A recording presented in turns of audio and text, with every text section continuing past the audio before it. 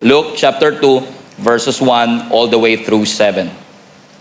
In those days, Caesar Augustus issued a decree that a census should be taken of the entire Roman world. This was the first census that took place in Quirinius, governor of Syria. And everyone went to their own town to register. So Joseph also went up to the town of Nazareth in Galilee, to Judea, to Bethlehem, the town of David, because he belonged to the house and the line of David. He went there to register with Mary, who was engaged to be married to him, and was expecting a child. While they were there, the time came for a baby to be born, and she gave birth to her firstborn, a son.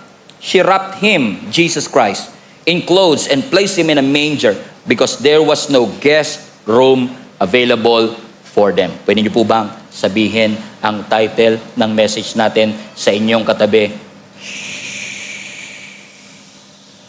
Quiet Night. That's the title of my message today. Quiet Night. Ibang-iba po yung unang Pasko sa Pasko na sineselebrate natin sa kapanahunan natin ngayon. When Jesus was born, it was a silent night. It was a quiet night. Pero mapapansin nyo mga kapatid, ang Christmas in our generation is a celebration that many of us are looking forward to. Marami sa atin ang excited. Tingnan nyo ang Pilipinas, sabi nga ng kanta, may tatalo pa ba sa Pasko ng Pilipinas? Tayo lang yata ang bansa sa buong mundo na pagpatak pa lang ng September, meron na tayong mga Christmas song na ipinapatugtog. Hindi lang sa mga bahay, kundi sa SM mismo. We got it all for you. Pati music ng Christmas, they got it all for us. Bakit? Ang Christmas is a celebration that many of us are looking forward to. Bakit tayo excited sa Pasko? Napansin niyo ho, because Christmas is a season of celebration. It is a season of joy.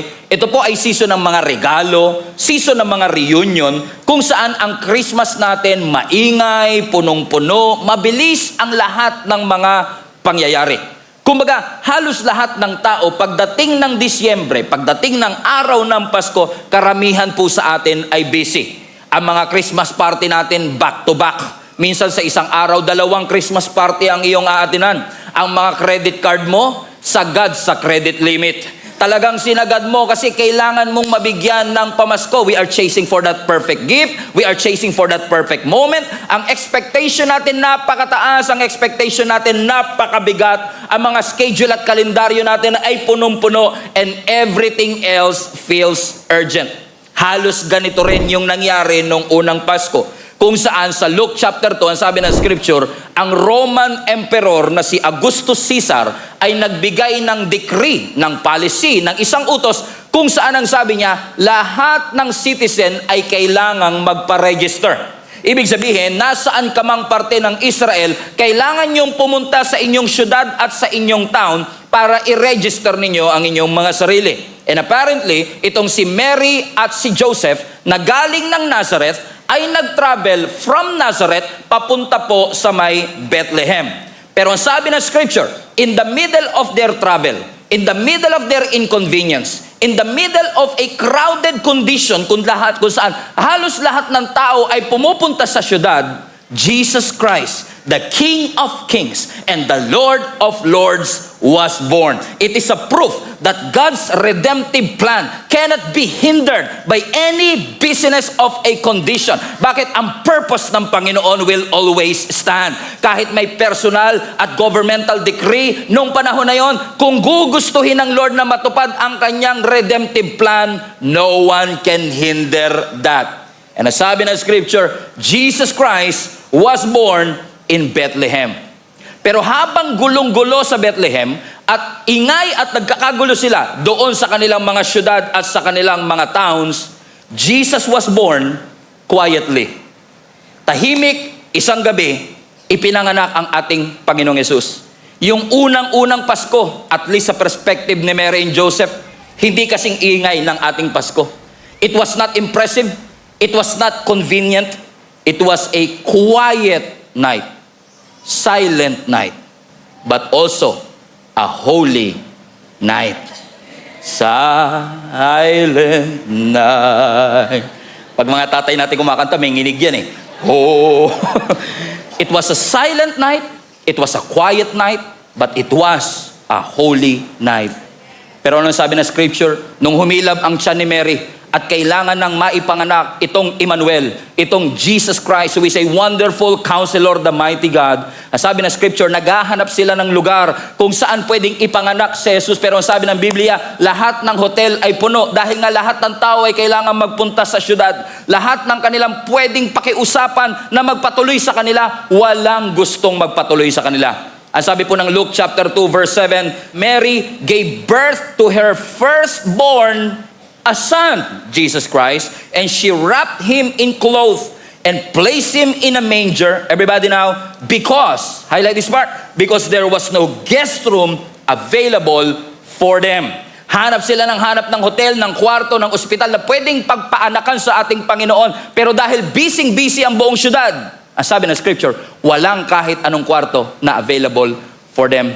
And today, through this text from verses 1 through 7, pero pabalik tayo, I believe that God talked to me and God revealed to me a way in which every one of us can honor the Lord in celebrating this Christmas. That when we celebrate this Christmas, we have to honor the one, ang ating celebrant, ang ating Panginoong Jesus mismo. Kasi kung ang lechon ay may puwang sa ating mga tables at ang crispy pata ay may puwang sa ating mga tables, dapat ang ating Panginoong Jesus ay lalong may puwang sa ating mga celebration. Are you with me, mga kapatid? Kaya sabi ng scripture, walang puwang, walang kwarto na available. That's why if you want to honor God this Christmas, God wants to remind you, number one, to honor the space. To honor the space. Ano sabi ng Biblia? Nagtatry si Mary at si Joseph na maghanap ng kwarto o hotel o ospital kung saan pwedeng manganak itong si Mary. Pero apparently, lahat ng mga kwarto ay fully booked. Can you imagine this? Si Jesus, Messiah. Si Jesus ang solusyon sa problema ng mundo. Si Jesus ang magbabayad sa kasalanan ng mundo. Si Jesus ang lunas sa lahat ng pagsubok na pinagdadaanan ng mundong ito.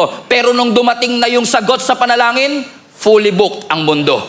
Yung mundo na nangangailangan ng Jesus, fully booked. Bakit? Walang lugar para kay Jesus. Pero I just want to clarify. Hindi porket walang lugar ay hindi ibig sabihin nun, nireject ng tao si Jesus. Hindi nila nireject si Jesus Christ. Hindi nila isinantabi ang ating Panginoong Yesus. Kumbaga, wala namang sinabi sa Bible na walang kwarto. Ang sabi lang, walang kwartong available.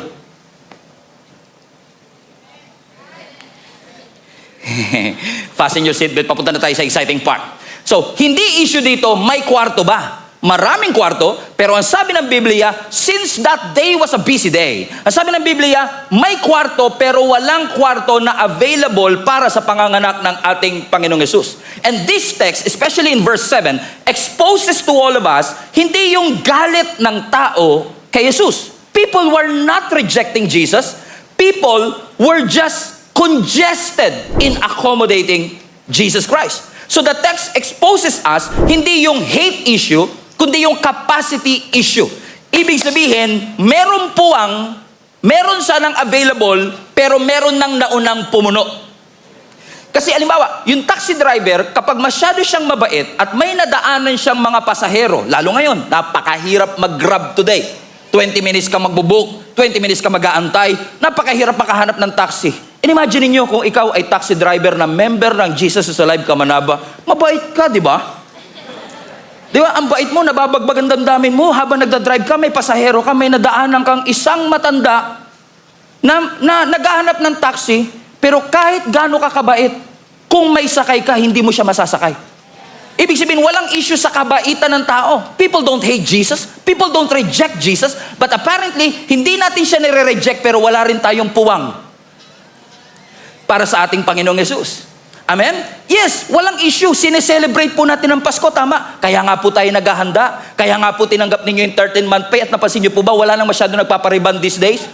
Kakabati natin na natanggap mo na 13-month mo, no? Tuwid na naman ang buhok mo, no? Pero ngayon, ang napansin ko, hindi na buhok ang tumutuwid. Yung kilay lumilinaw. Praise the Lord. Yung kilay lumilinaw na ngayon these days, oh. Hindi na ngayon patuwiran ng buhok. Oy, malinaw kilay mo, ah. May 13-month ka na today. Praise God. Ang hirap na mapatawarin na service na ito. Amen. Anong ibig ko sabihin, mga kapatid? Amen? Because walang problema, because it was Jesus was not rejected. It's just so happen na puno lang talaga, crowded lang talaga. People are not bad. People are not rejecting Jesus. But sometimes we are too busy to entertain the Lord. So it was not a hatred issue. It was not a rejection issue. Is it as if, katulad natin ngayon, our schedules are full. Our expectations are full. Our traditions are full. But apparently, we don't have room for the Lord. Yung season that was meant to celebrate Christ in the Christ Mass is now apparently become a season where there is no more room for the Lord. Naalala ko tuloy si Mary and si Martha. Nung binisita po sila ng ating Panginoong Yesus, magkapatid po ito. Nasabi ng Biblia, nang dumating po ang ating Panginoong Yesus para i-visit itong si Mary and si Martha, si Mary nagmamadaling umupo sa paanan ng ating Panginoong Yesus at nakinig sa ating Panginoong Yesus. Pero si Martha, busy siya sa paggawa ng leche plan. Busy siya to prepare the kitchen because he wants to honor Jesus. Si Jesus ay hindi lang basta bisita for them. Jesus was a friend for them. Kaya para kay Martha, kailangang asikasuhin ko. I need to be hospitable. Kailangan ko siyang i-entertain. At ang sabi ng Biblia, habang si Martha ay nagpe-prepare ng leche plan, habang si Martha ay nagpe-prepare ng kanyang hamon, nung na-realize niya, teka lang, ba't ako lang mag-isa ang kumikilos? Bumalik siya doon sa sala. At sabi niya kay Jesus, Lord, don't you care that my sister is not helping me? Pwede niyo po ba siyang utusan? Tignan niyo, si Jesus pa talaga inutusan niya para utusan yung kanyang kapatid. Lakas ng loob, ano? Pwede niyo po ba siyang utusan na tulungan ako? Let's catch up the reading in Luke chapter 10. Ang sabi ng Biblia sa verse 40. And Martha was distracted. Tingnan niyo nga katabi niya, palitan niyo yung Martha ng pangalan niya. Sabi mo sa kanya, you are distracted. And Martha was distracted by all the preparations that had to be made. So she came to Jesus and asked, Lord, don't you care that my sister has left me to do the work by myself? Tell her. Sabihin niyo po sa kanya, tulungan niya ako. So sabi ng scripture, habang si Martha ay busy sa preparation. Question, masama bang mag-prepare? Masama bang magugas ng pinggan? Masama bang magluto para sa iyong bisita? Pero ang sabi ng Biblia, habang si Martha ay distracted sa pag-prepare ng para sa bisita, nakalimutan niya na munang kausapin yung mismong bisita. That he was so distracted with all the preparation. Kaya bumalik siya, sabi niya, Lord, don't you care that my sister is not helping me? Please tell her to help me. At kung ikaw si Jesus, sinabihan ka ni Martha na, tell her to help me. Ine-expect natin na ang verse 41 should be, Mary, Mary. Pero it was not Mary. Ang sabi ng verse 41, Martha, Martha.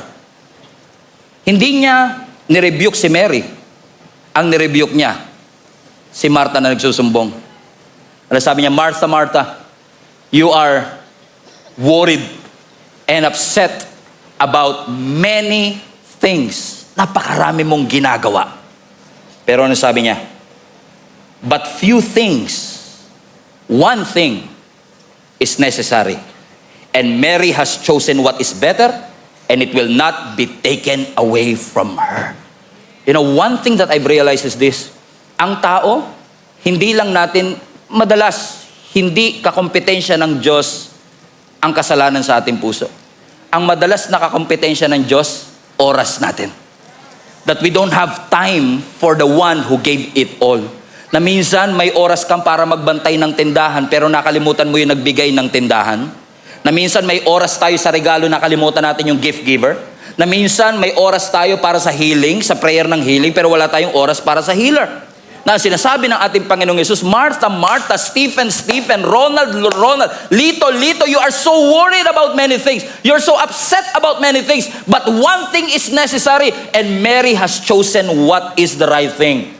Why? Because may mali ba sa ginagawa ni Martha? Wala. Kasalanan ba ang ginagawa ni Martha? Wala. Yun nga lang, dahil sa kanyang kabisihan and she was so distracted, wala nang puwang ang Panginoon para sa kanya. I believe this is a reminder for each and every one of us that God wants vacancy for your life. Hindi naman natin publicly sinasabing, I reject the Lord. Hindi naman natin publicly tinatalikuran ng ating Panginoon. Yes, you still love the Lord. Yes, you still celebrate Christmas. But may puwang pa ba ang Panginoon sa gitna ng ating mga selebrasyon. Kasi hindi po masama ang puno. Ang problema kapag wala ng puwang ang Panginoon sa lahat ng ito. Sabi mo sa katabi mo, mukhang ikaw topic natin for today. Come on na! Bakit? Kasi posibleng every Sunday nasa church, pero lagi naman tayong nagmamadali. Nagpe-pray, pero pag may pagkakataon lang, nagsiserve, naglilingkod sa ating Panginoon, pero wala tayong time at masyadong busy tayo para sa devotion. Pwede kasing naglilingkod ka sa Panginoon and you miss being with Jesus. It's very important for us to have a deep relationship kay Lord. Katulad ni Martha, pwede kang active pero anxious. Pwede kang faithful pero pagod. Walang question, faithful ka. Walang question, masipag ka. Walang question, mahal mo ang ating Panginoon. Pero may puwang ba ang Panginoon sa iyong schedule? May puwang ba ang Panginoon sa iyong kalendaryo? Amen? Is there a place in your heart na para sa Diyos? Ang sinasabi ng Lord sa atin ngayon, honor that space. Yung space na para sa Diyos, huwag mo ibigay para sa iba. Kasi para sa Panginoon lang yung space na yan. Alam ko, hindi mo nire-reject ang ating Panginoon, but unfortunately, you ask the Lord to fit your schedule. In-schedule mo ang lahat, pero hindi mo in-schedule yung iyong relationship sa ating Panginoon. That's why God wants to remind you, be still. Be still. You are worried and anxious about many things. Be still. Because stillness will create a space in your heart kung saan may encounter mo ang ating Panginoon. Sabi ng Biblia, sinubukan nilang magpunta sa hotel, sinubukan nilang punta, kaso lahat ng kwarto ay puno.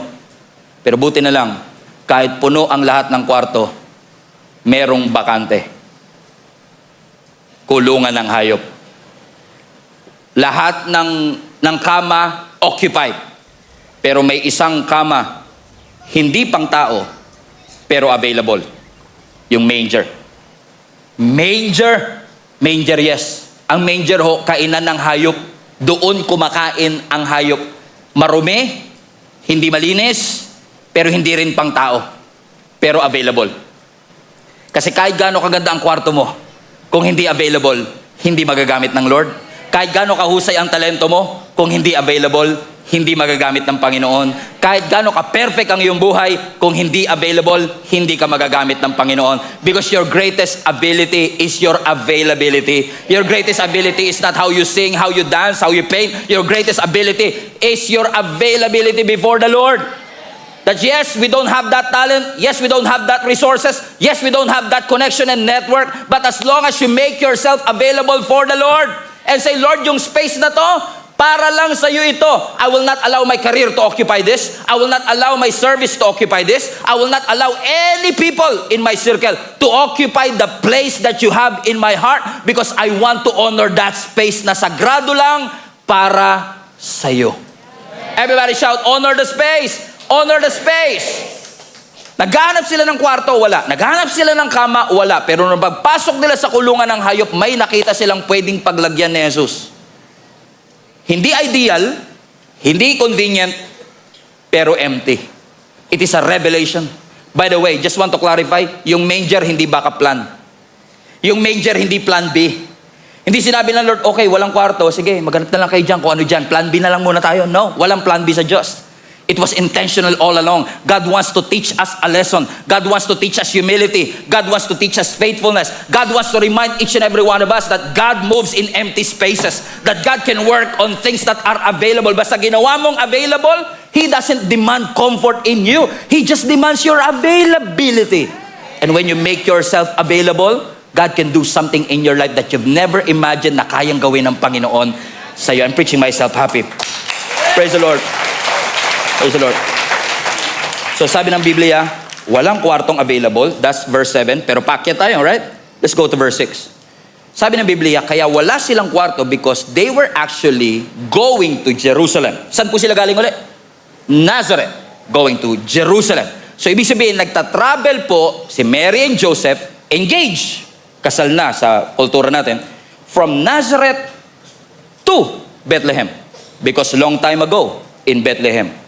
For the Holy Bible says, Mary's born child, Jesus Christ, was born on Christmas Day. From Nazareth to Bethlehem. And look at verse 6. Sabi ng verse 6, while they were there, where? Where there? Where is the there? While they were there. Where is there? Highlight that part. While they were where there? Sabi ng Bible, while they were there, while they were traveling from Nazareth to Bethlehem. Hindi pa sila nakarating ng Bethlehem technically. Pero ang sabi ng scripture, habang sila'y nagbabiyahe, ibig sabihin, they were not in Nazareth anymore, but they're still not in Bethlehem. Ibig sabihin, they are in the middle of nowhere. They are in between. Pero ang sabi ng scripture, habang sila ay nasa pagitan ng pinanggalingan at paroroonan, humilab ang tiyan ni Mary. At ang sabi ng scripture, while they were there, everybody read now, the time came for the baby to be born. Wow! Amen. Hindi inantay ng Diyos na makapag-settle muna sila sa manger. Hindi inantay ng Lord na makapag-settle muna sila sa hotel. Ang sabi ng Bible, while they were traveling, while they were exhausted, while they were inconvenient, ano sabi ng Biblia? The time came. Everybody say now. Everybody say the time has come. Sabi ng Biblia, the time came for the baby to be born. Anong ibig sabihin? This is subtle but very, very powerful. Na ang Diyos ipinanganak hindi sa oras na convenient si Mary and Joseph. Na si Jesus Christ ipinanganak hindi nung sinabi ni Mary and Joseph, pwede na. No, in the middle of nowhere. While they were traveling, while they were exhausted, anong sabi ng scripture? Jesus came. Hindi nung nakasettle na sila, hindi nung nag-improve ang kanilang kondisyon, hindi nung komportable sila. I just want to remind you, church, hindi sila nasa Bethlehem para manganak. What was their purpose in the first place? They were there to register. Good listener. Very good, very good, very good, very good. Ang sabi ng verse 5, he went there to register with Mary. So hindi sila nandoon para magpa-check up, hindi sila nandoon para magpa-ultrasound, hindi sila nandoon para mag-gender reveal. They were there because they were following a government policy na magkaroon ng census. So ibig sabihin, it was not their mission in the first place. It was not in their schedule in the first place. Pero ano sabi ng scripture? While they were there, the time has come for Jesus to be born. Habang nagtatravel sila, habang pagod sila, habang inconvenient sila, ang sabi ni Mary and Joseph, wag muna Lord. Ang sabi ni Lord, now. Kasi kahit inconvenient, pag sinabi ng Lord na now, wala kang magagawa. Let me give you a principle. When God says no, kahit anong effort mo, hindi mo mapipilit. But when God says now, no amount of inconvenience on earth could hinder the purposes of God when God says now. I don't know who is this for, pero gusto ipaalala ng Panginoon sa'yo, hindi inaantay ng Diyos na maging ready ka bago kanya gamitin. When God says now, you have to serve now. You have to commit now. When God says your pregnancy is now. Debt-free? Now. Miracle? Now. Breakthrough? Now. Reconciliation? Now. Forgiveness?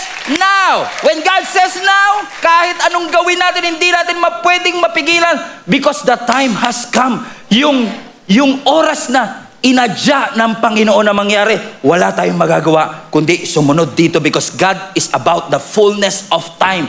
And I don't know, mukhang may sinasabi ang Lord sa 3 p.m. Hindi ko to naramdaman sa 9 and 3, sa 9 and 12. Pero parang pinapasabi ng Lord, meron sa 3 p.m. service na sinasabi ng Lord sa iyo, you've been waiting for it for a long time and it is now. It's now. It's now. Now, huwag niyo pong iisipin na yung panganganak ni Jesus ay plano. Na timing lang yun, Pastor. Kabuanan na eh. Due date ba? Ang Diyos hindi nag-ooperate sa due date. Ang Diyos hindi nag-ooperate sa expiration date. Ang Diyos nag-ooperate sa due season. Yung pagkakapanganak ni Jesus, hindi siya pinanganak dahil due date na. Ipinanganak si Jesus kasi the time has come. Galatians chapter 4 verse 4. Everybody read this with me. Galatians 4:4 please. But when highlight this part, fullness of the time had come, Jesus sent forth His Son. So nung ipinadala si Jesus, hindi dahil due date na.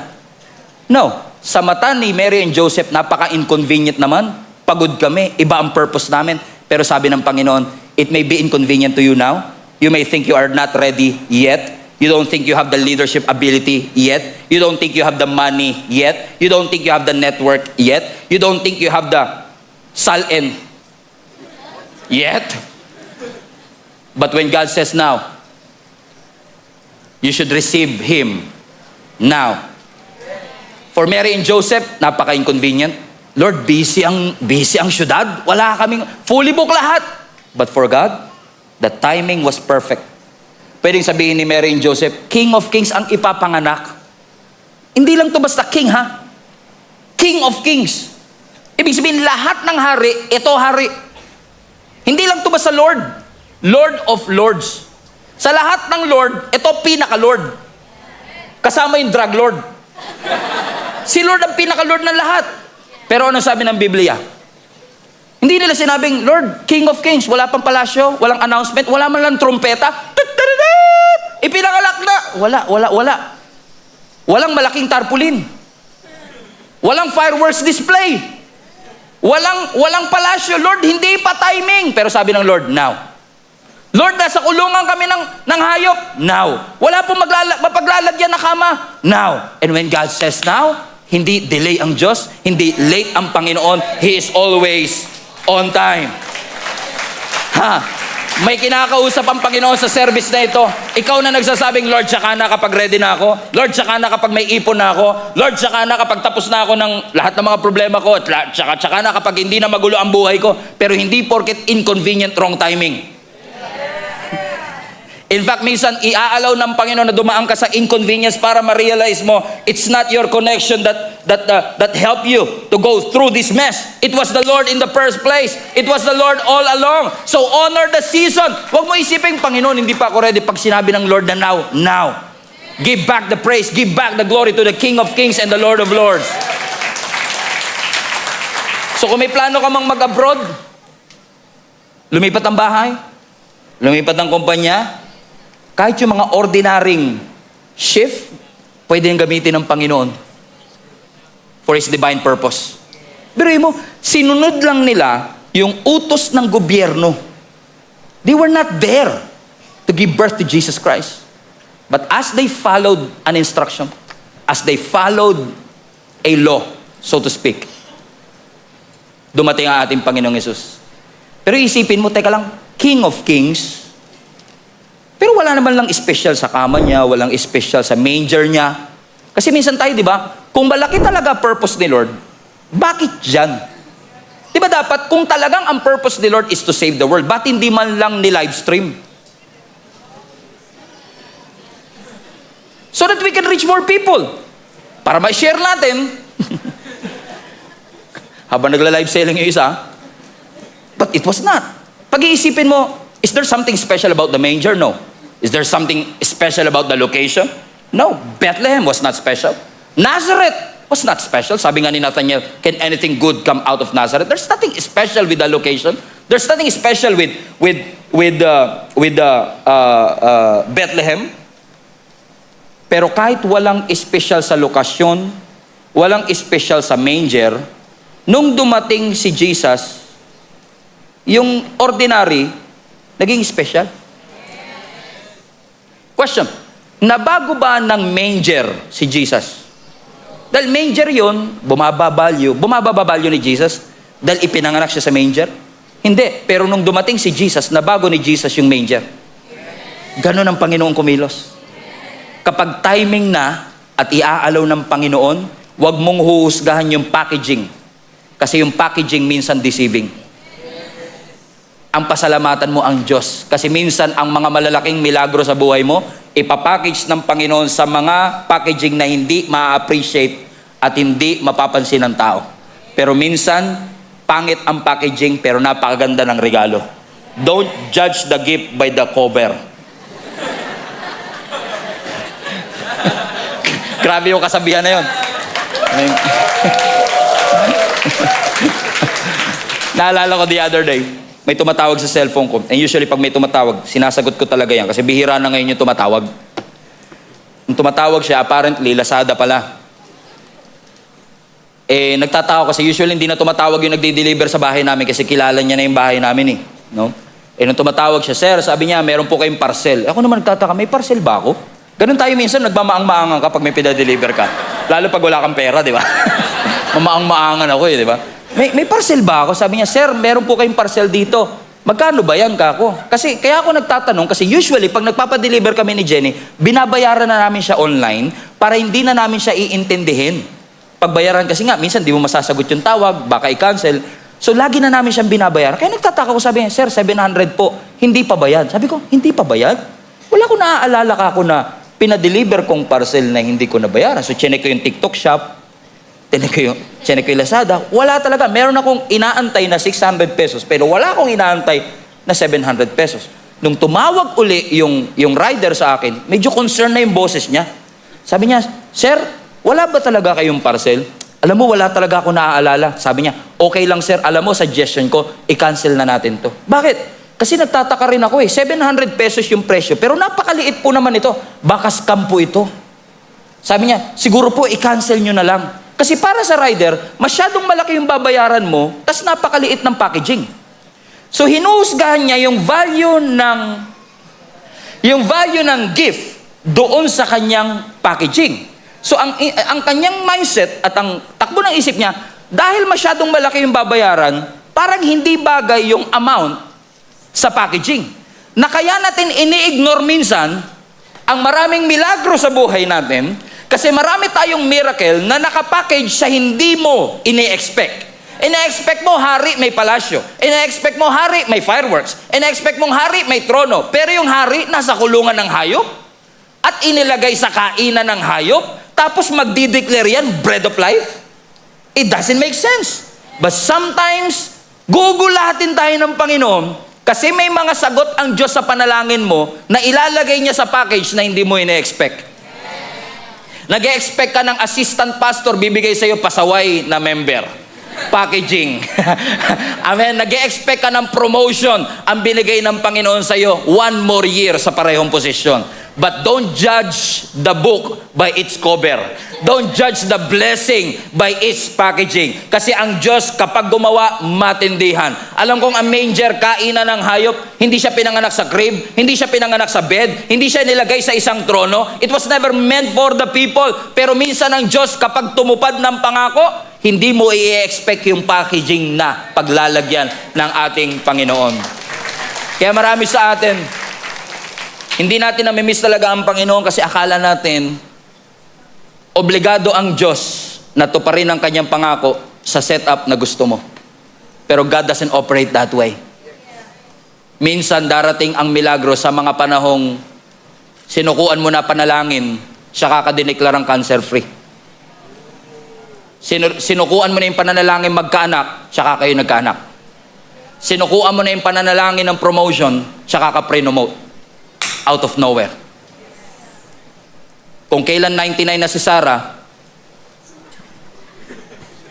doon siya nagkaanak. Kung kailan gusto mo na mag-quit at sumuko, doon didinggin ng Panginoon ang iyong mga panalangin. Pero hindi ibig sabihin late ang Diyos. He is always on time. God is always on time. Palapakan natin ang Panginoon. Kaya if I were you, don't be so caught up with the gift na makalimutan mo yung tunay na rason kung bakit tayo nagsiselebrate in the first place. And that is our Lord Jesus Christ. Kaya ina-advise ko sa inyo mga kapatid, I believe that this is an alignment wake-up call to many of us this Christmas. Especially sa Pilipinas, ibang klase ho talaga tayo magpasko. Pero wag nating kakalimutan ang tunay na rason kung bakit tayo nagsiselebrate. Hindi dahil maraming bago tayong damit. Hindi dahil marami tayong mga kailangang intindihin. Katulad ko, inaanak ko 39. Bigyan ko lang tigi-tigi $100 yun, mag-iikaos talaga buhay ko eh.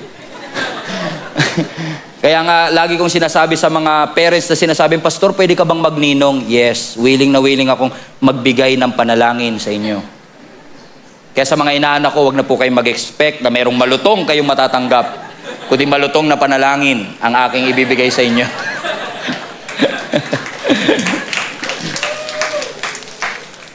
Ano ibig ko sabihin? Minsan, nakukuha ng iba yung credit na para sa Diyos kasi dumating siya sa season na hindi mo ina-expect. Right?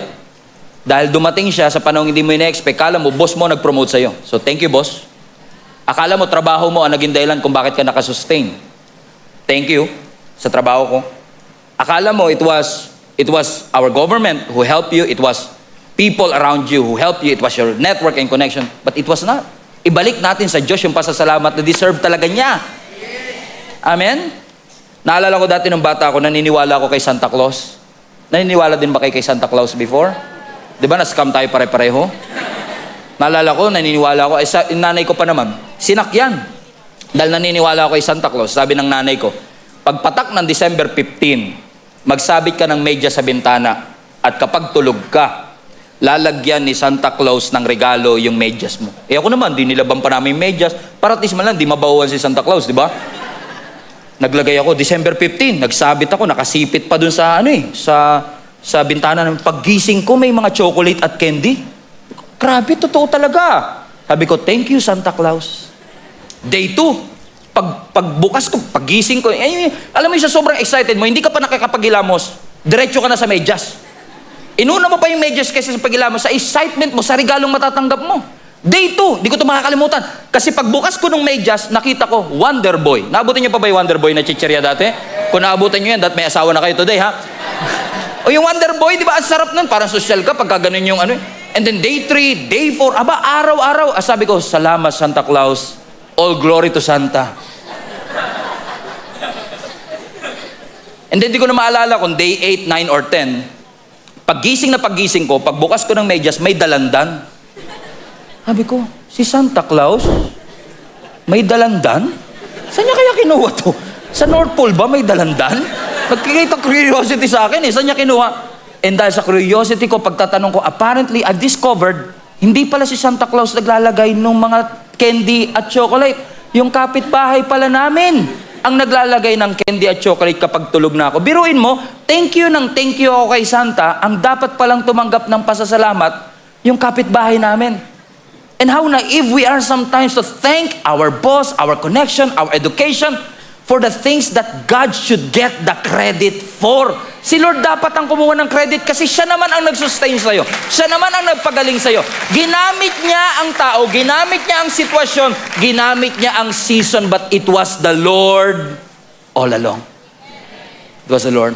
And number 3, now we'll close with this. Honor the space. Number 2, nakalimutan niya na, honor the season. And number 3, honor the ordinary. Honor the ordinary. Bakit ko sinabing ordinary? Because ang task ni Mary and Joseph was just an ordinary registration. Magpaparegister lang sila. In fact, sobrang ordinary kasi hindi special si Mary and Joseph. Dahil lahat ng citizen ay required to do it. So it was an ordinary obedience. It was an ordinary task. Ang sabi ng verse 3, and everyone went to their own town, highlight this part, to register. Everybody say everyone. So kung everyone, ibig sabihin walang exempted. So kung everyone, ibig sabihin this is an ordinary task. Eh si Joseph ba special? No. Ang sabi ng verse 4, so Joseph, highlight this part, also went. So if everyone is required, Joseph went through it as well. What they were doing is something ordinary. Registration. Census. Hindi nga ministry ang kanilang ginagawa. There's nothing special about this one. The registration was not special. Walang palasyo, walang entourage, walang trumpet. But the moment Jesus stepped into an ordinary task, it became one of the most memorable day of our life. In fact, we call it the most wonderful time of the year, where Jesus Christ, the Son of God, was born. Akala siguro nila, pupunta lang sila ng Bethlehem para magpa-register at sumunod sa decree ni Augusto Caesar. Pero kahit na ang utos ay galing sa gobyerno, ang utos ay galing sa earthly leader, wala silang kamalay-malay na yung simpleng obedience nila. Pino-fulfill na pala nila ang long-time prophecy. Akala nila routine lang, pero design pala ito ng ating Panginoon. And I want to encourage each and every one of you, do not despise the small beginning. Do not despise the ordinary. Kasi yung ordinary obedience mo, pwedeng gamitin ng Panginoon to do something spectacular and extraordinary. Akala mo, papasok ka na naman sa trabaho bukas bilang ordinary day? What if yung ordinary Monday gamitin ng Panginoon at dun sa ordinary day may lumapit sa iyo na mag-start ng Bible study? It was now a holy moment. It was once a quiet moment. It was once a silent moment. But when Jesus came, yung hindi espesyal, yung ordinary, naging extraordinary. Is it because of Mary? Is it because of Joseph? No. It was because of Jesus Christ. So wag kang magreklamo sa Panginoon kung nilipat ka ng department. Lord, bakit ako nilipat? 5 years na ako dito sa department ko, nilipat pa rin ako. What if yung paglilipat sa iyo ng boss mo ay divine placement ng Diyos sa iyo? Akala mo na demote ka, pero ang totoo na promote ka sa purpose mo kasi pwede kang gamitin ng Panginoon dun sa ka-office mate mo na nangangailangan ng kapayapaan, na nangangailangan ng pag-asa. It was not an accident. It was an ordinary instruction from your boss, pero God turned it around. God turned it into extraordinary. Ang sabi ng boss mo, mandatory overtime. Galit na galit ka sa boss mo, mandatory overtime. Overtime na nga, mandatory pa. Pero what if God will use an ordinary command to bring extraordinary lessons into your heart? Na nung nag-overtime ka, na-realize mo ang iksi pala ng pasensya mo. Nung nag-overtime ka, na-realize mo ang iksi pala ng galit ko. Na madali pala ako magalit, madali pala ako ma-offend, pero ginamit ng Lord yung shift, yung divine placement para turuan tayo, para maging humble, para tayo ay maging faithful, para magawa natin ang pinapagawa ng Panginoon. Galit na galit ka sa Panginoon kasi nag-apply ka ng loan, dininay ng bangko yung iyong loan. Sabi ng bangko, bank policy. Ang sabi ng Lord, protection ko yan sa iyo, anak. Pinoprotektahan kita sa future na sakit ng ulo. Pinoprotektahan kita sa future na stress, sa future na anxiety, sa future na depression. It looked like denial, pero sa mata ng Panginoon, it was protection. Why? Because God can use the ordinary and turn it into something extraordinary. Kaya suggestion ko, sunod ka lang ng sunod sa Panginoon kahit parang paulit-ulit. Kahit pakiramdam mo you're stuck in a cycle, because your obedience today could carry tomorrow's miracle. It may look ordinary to you right now, but in the eyes of God, it was sacred.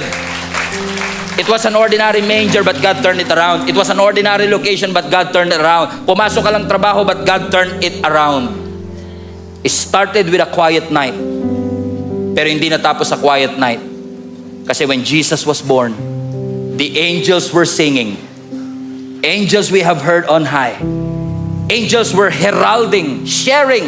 The good news was spreading. The shepherds were running. The joy is overflowing. Nagsimula siyang tahimik, pero hindi nanatiling tahimik. Sabi mo sa katabi mo, maghanda ka. It might get loud. Kasi ang unang Pasko tahimik, pero hindi ako papayag na manahimik ngayong araw na ito. Kasi napakaraming bagay na ginawa ng Panginoon sa aking buhay. It was a quiet night, it was a silent night, but it was a holy night. It was a sacred night. And now until the end of my life, every time we celebrate Christmas and the birth of our Lord Jesus Christ, gratitude is not silent. If you are grateful to the Lord, be vocal about it. Share the gospel of Jesus Christ. Continue to share a testimony of how the Lord sustained you, how the Lord provided for you, how the Lord had healed your sickness, how the Lord protected you, how the Lord delivered you from that addiction. And do not shut your mouth. Kaya I want to warn the devil right now in the hell. Mag-ingat kayo, because in Gia Kamanaba Global Community, it might get loud. Our celebration will not be quiet. Our gratitude will not be quiet. It will not be a quiet year.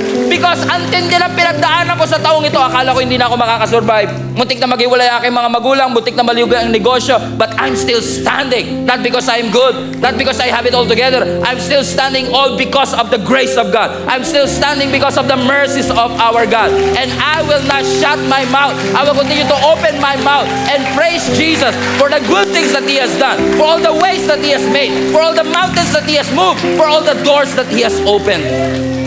Thank you, Jesus. All my life, He has been faithful. He deserves the praise. He deserves the worship. So, our God doesn't deserve a quiet worship today. He deserves a loud one. Why? Because it was a quiet night. But what He did changes your life and the future generations. And it should not be silent. It should not be silent. If you're grateful to the Lord, stand up to your feet, clap your hands, as loud as you can and give Him some praise for all the great things that God has done in your life. He's been good. He's been faithful. All your life He has been faithful. He never leave you. He never forsake you. He never abandon you. Hindi ka pinabayaan. Hindi ka kinalimutan. Hindi ka iniwan ng ating Panginoon. That's why He deserves the praise. Everybody shout Jesus. Come on, everybody shout Jesus. Jesus. Lord, we invite you into this place. We invite you into our hearts. We invite you into our family. We invite you to our career. You deserve a space, Lord God, in this church. You deserve a space in our hearts. You deserve a space in our family. Raise up your hands, everybody, and declare, God is good. He is good. He is good all the time. If God has been good to you, do not shut your mouth. Open your mouths and praise God for all the great things that He has done. See, buhay ka pa hanggang ngayon. You made it. Your business is still thriving. You still have a job. You're still healthy.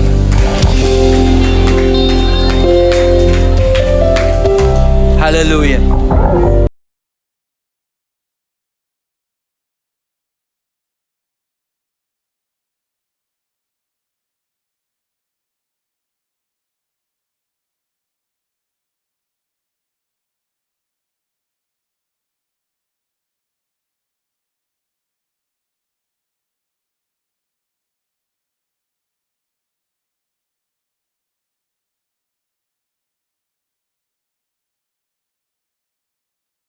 Now all my life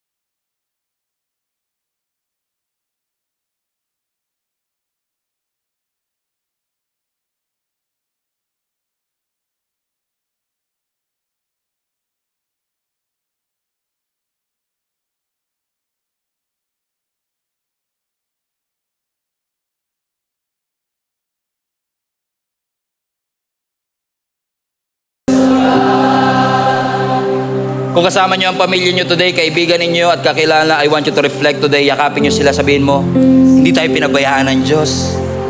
Hindi tayo iniwan ng Diyos. Hindi nagkulang ang Panginoon, hindi siya nakalimot sa atin. That's why He deserves the praise. Sino sa inyo makakapag-testify, hindi kayo kinalimutan ng Diyos? Hindi kayo pinabayaan ng Panginoon? Hindi nagkulang ang Panginoon? Kahit kailan, hindi ka nagkulang. Kahit kailan, hindi ka nagpabaya. Kahit kailan, Panginoon, hindi ka nagbago. You deserve the praise. You deserve the worship. You deserve all the glory, the honor, the majesty, the King of Kings, the Lord of Lords. Come on, shout His praise. Shout your praise. Woo! With every breath, Lord God, with every voice, with every heartbeat, we will sing, we will shout, we will testify. You are a good God. God is good. And all the time, God is good. Woo! Maayo ang Ginoo. Mabuti ang Diyos. Hindi siya nagbabago. Panginoon, salamat po. As we end 2025, Lord, salamat. We are days away from another year. But we just want to pause right now and just thank you. 2025 has not been easy. Hindi po naging madali ang taong ito. But thank you. Nakasurvive po kami dahil sa iyo. Gracious ka, Panginoon. Kaya ngayong araw na ito, hayaan niyo, Panginoon, na patuloy niyo pong i-alay ng aming mga puso. Sa kabila ng kabisihan namin, kabila ng mga regalo, ng mga handa namin, huwag po namin kalimutang paghandaan na maalala po namin, meron kaming Diyos na naging mabuti po sa aming pamilya. Muli, Lord, sa iyo po ang lahat ng papuri, sa lahat ng bagay na ginawa niyo po sa aming buhay. In Jesus' name. Mga kapatid, ang advice ko sa inyo, no, sa 24th, no, sasalubong tayo sa bagong celebration natin ng Christmas. Hindi naman yan ang eksaktong araw ng kapanganakan ni Lord. Pwedeng late, pwedeng advance. Pero ako nga, February birthday ko, kahit celebrate nyo ngayon, hindi naman ako magagalit. Ang importante yung rason. So, kung makakapaglambing ako sa inyo, ganito gawin nyo. Kung di ko alam kung nakagawian ba ninyong aantayin nyo talaga alas 12 bago kumain, or baka yung iba sa inyo 7 pa lang kumakain na, o kaya alas 3 pa lang pag ganun-ganun na habang niluluto. Pero bago kayo kumain na sa family, mag-pray kayo. Pray kayo. No, mag-pray kayo at i-remind nyo ang inyong mga anak. Hindi ito patungkol sa regalo, hindi ito patungkol sa Christmas tree, hindi ito kay Santa. Ito ay patungkol kay Lord. Alay natin yung pamilya natin na masarap, may celebration, may kainan, may videoke kayo dyan. Pero bago magkantahan ng mga Regine Velasquez, mga aking ka na lang, di ba? Unahin muna nating pasalamatan ng Panginoon. Let's go back to the reason for this season. And that is to glorify the Lord. Amen? I wish you well. I wish you have a wonderful celebration. And Lord, mamimiss namin yung lugar na ito. We're going to miss this place. You've been faithful to this place for the past 12 years, pero hindi ka nagkulang sa amin. And thank you, Lord, sa lilipatan namin. Hindi ka nagkulang ng provision. Hindi ka nagkulang, Panginoon. So I'm so excited to see you either on Wednesday and Thursday. May service pa tayo here. Pero kung hindi na ako kayo makakabalik, at January 4 na tayo magkikitang uli, sayonara po. I hope to see you January 4, 2026 sa bago nating location. Taas po natin ang